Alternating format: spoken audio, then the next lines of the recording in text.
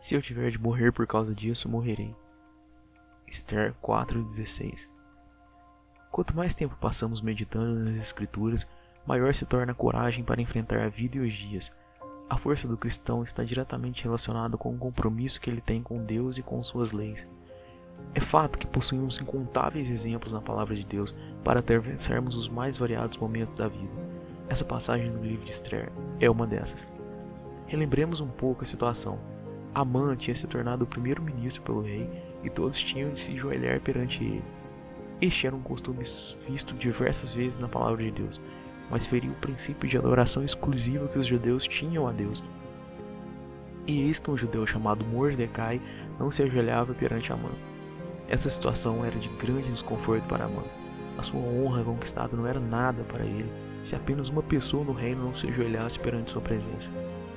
A ganância e a irreverência são marcas fiéis do caráter deste homem. Após esse fato, Amã convence o rei a autorizar um extermínio em massa dos judeus do reino, e entra na nossa narrativa a rainha Esther, que era judia. Mordecai pede a Esther que fale ao rei a respeito dessa lei e do extermínio de seu povo, mas existia um problema. O rei era praticamente inacessível, mesmo para ela, e assim ela diz a famosa frase que hoje estamos estudando. A coragem de um homem vai muito além de suas palavras.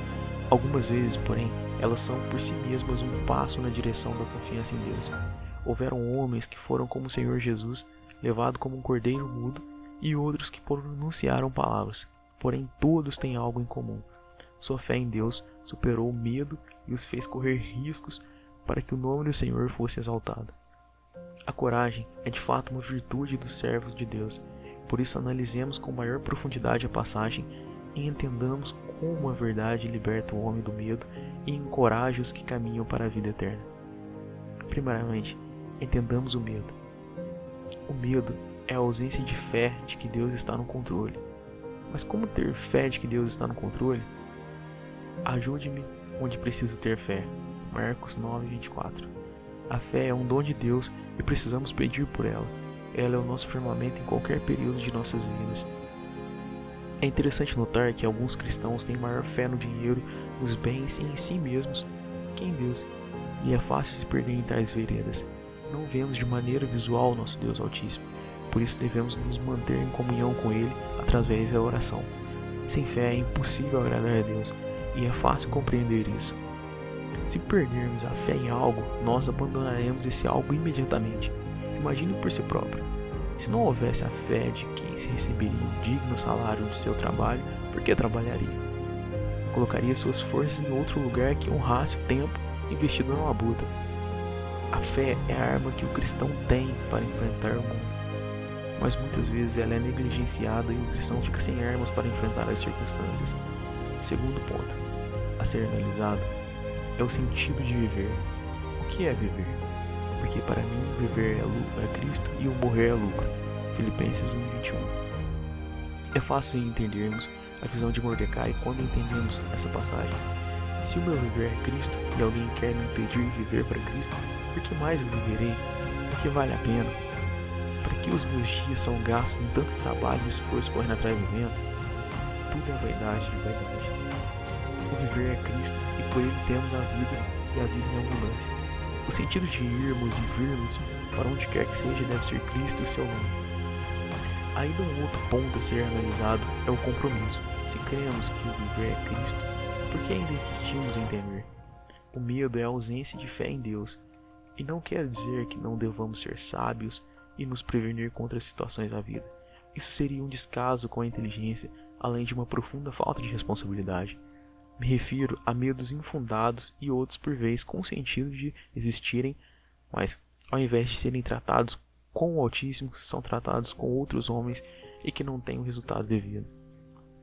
Uma vez li sobre uma autoridade de Deus nas faíscas de pó que brilham contra a luz ao abrir a janela de um quarto. Cada pequena faísca, cada pequeno grão de poeira está devidamente no lugar onde deveria estar e sob o controle total de Deus. Se cremos nisso, não devemos temer o amanhã nem as atitudes que um cristão real terá de tomar ao longo de sua jornada passageira aqui na terra. Se eu tiver de morrer por causa disso, morrerei. Esther, então, mediante as circunstâncias, diz essa frase tão marcante. Ela não temeu o que poderia lhe acontecer e fez o que Mordecai pediu. Muitas vezes, em nossa vida, nos encontraremos em uma situação semelhante a essa, onde temos de tomar uma atitude de coragem e dar o passo certo, mesmo que ele nos traga dor ou outro fim que imaginamos e que não gostaríamos de ter. Ser punido por algo que fizemos é real e válido. Pecamos e somos punidos. Agimos de má fé e somos castigados. Porém, quando somos inocentes, estamos tomados de um poder que é o da verdade, e ela nos traz a coragem de sermos cristãos de verdade. Ainda que pequemos, Ele é fiel para perdoar nossos pecados e nos lavar em seu sangue redentor.